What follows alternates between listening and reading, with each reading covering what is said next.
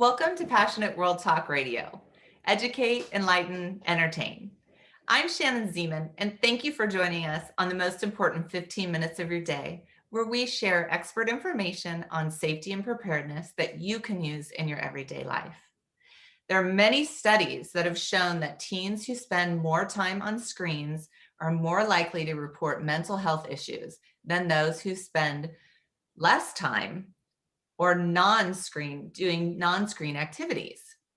Now, with COVID and our kids required to be on their devices even more, we must start taking screen time seriously. Joining me today is Clayton Cranford, a sergeant in a Southern California law enforcement agency and founder of Total Safety Solutions. He is one of the nation's leading law enforcement educators on social media, child safety, and behavioral threat assessment.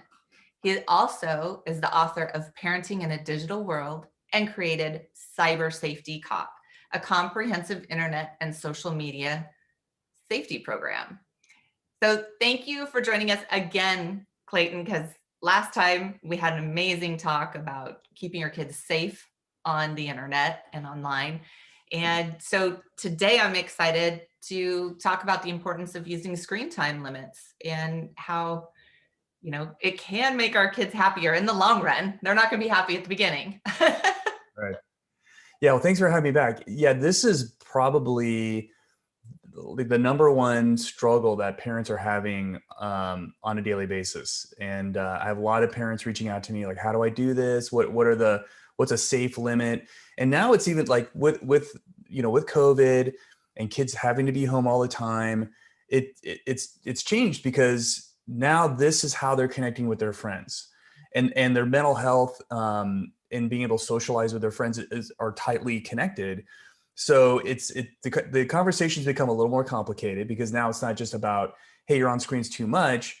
Now it's about finding a balance. And maybe the discussion should also maybe kind of shift towards not just the amount of time that they're spending, but what they're doing. So that's quality time on there. If they're interacting with friends, that's a little bit different than constantly checking their social media status to see how many likes that they have. So there is a difference. And I think if we just say, X amount of time, maybe we're missing the most important point of this. But clearly, the more time kids spend online, on social media specifically, the more likely they are to think about hurting themselves. And in a study that came out in 2017, I think it's one of the best studies, showed that kids who are on there 3+ hours a day are 34% more likely to think about hurting themselves and actually hurting themselves than children who are on there only 2 hours. And then that same study showed that when you go to 5+ hours, you're now 48% more likely than the 2 hour or less kids. And those are big, scary numbers for us to kind of digest. And the second leading cause of death for young people is suicide.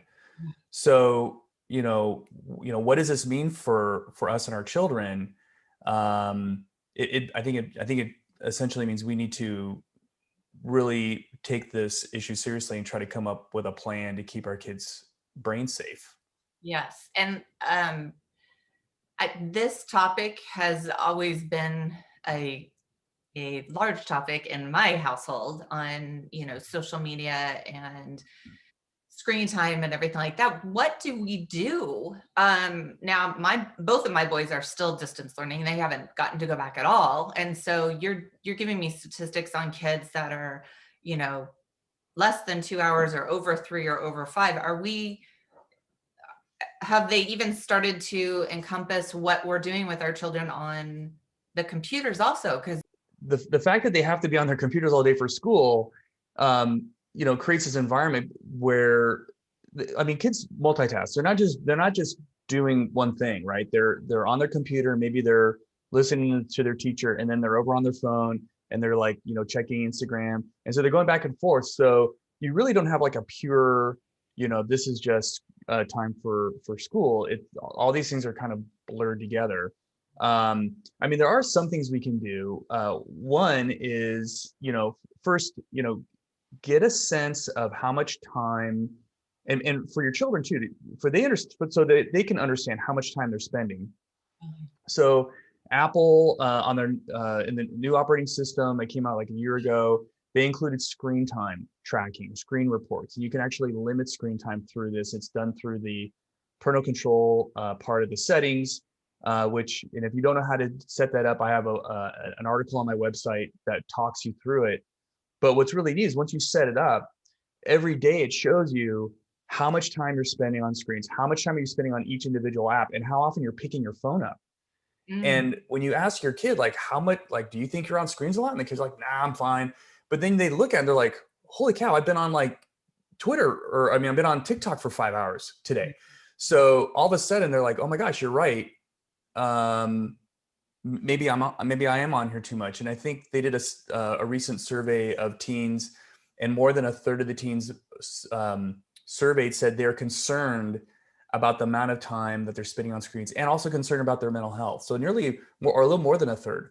So it's not, kids are thinking about these things, but when you show them like the real numbers, all of a sudden they're like, wow, maybe I need to go on like a digital diet. And that's, maybe one way of looking at it. It's like, it's not all bad, Mhm. right? Just like, so, maybe a little bit of sweets here and there are okay to have in our diet, because to go zero is difficult, and often it can make them miserable as well. So so understand, like, what are the what how much time is your kid really spending there, and that screen time app on built into the operating system of the settings of iPhone and your iPad will help you do that. So that's maybe step number one.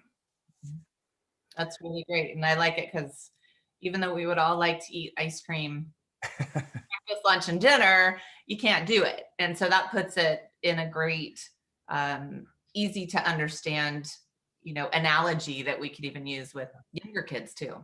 Yeah, help your kid make your kid part of the solution. Yeah. So I always felt like the best way to get compliance, and I learned this in law enforcement as well, is give people options, and help them kind of come up with the solution themselves. And if you ask enough questions and you kind of frame it in a way, you kind of lead them towards like, one or two options that would work out well, and let them choose. And you might be surprised how, kind of conscientious your child will be when you start talking about these things with them, and you make them feel like, hey, you're getting older. This is a great responsibility that you have, or a great opportunity to be on the internet, et cetera. Let's come up with some ideas that might that might make it healthy for us, and you can use it, et cetera. So that's one idea. The other one is one of the probably the number one question I get from parents is, when should I get my kid a phone, in this kind of idea. And my advice is, wait as long as you possibly can, and that includes like even like an iPad. The American Academy of Pediatrics says, if you're under 18 months of age, zero screen time, zero. 18 to 24 months, limited. Like maybe you watch Sesame Street with your kid, right? And then 2 to 5 years, they say less than 1 hour per day of high, quote unquote, high quality programming. I'm not sure what that means, but I think the idea here is that we should be putting off screens as long as we possibly can for our kids. And I don't know about you, but like when my kids are older, so I don't walk them to school anymore. They drive to school. But when I'm out on a jog in the morning and I see families going to school, I see toddlers in strollers with iPads, Yeah. and I just feel like, oh my gosh, this is horrible. Because here's an opportunity. Your child's outside, and they should be looking at the world, and now they're laser focused on this iPad. Mhm. And studies are showing that this is changing their brains. So the National Institutes of Health is doing what they call a longitudinal study. So they're taking 10,000 kids and they're scanning their brains year after year after year after year, physical, like MRI type scans of their brains. Right. And they found already, so preliminarily, they found that kids who are on screens 7 hours or more a day, and starting at young ages, their brains, the structures of their brains look different than kids who aren't on screens. In fact, they find like there's this thing called the cortex, the front part of your brain, which is like a really important part of your brain. It's part of your decision making, um, the executive decision making part of your brain, and they're finding that is thinning. The layer of that cortex is thinning, and that's something that doesn't normally happen until like in your 20s. Mm. So that's concerning. So we need to start taking this seriously, especially the earlier we start with kids on screens. I think, the bigger impact it's going to have with them. Right. And I that's one of the things that I feel like um, our family has become very aware of, because if we're on our devices, whether we're in the car, and the kids are watching a movie or doing something on the phone, or even like you're saying, out having a walk and your child's in the stroller, you're losing so many opportunities for different kind of conversations. Like phones aren't allowed at our dinner table. Except for when my husband's on call, but he's not messing with it, right? But because of the fact that it's just so easy to get sucked in, and like you're saying, with showing your child how much time they spend on the phone, I think us as any human being should look at how long we are spending on our phones. I think we would all be shocked. Yeah, And this isn't just a kid problem. This is a you, me, everybody problem. yeah, And I love that you brought up your dinner table, because what an amazing opportunity that we have, because our children are get hungry and they have to stop to eat. So right, this is our opportunity to pounce on them and say what's going on, um, and and even kind of highlight this. They did a study back in 2014. It was published in the Pediatric Journal of American Medical Association.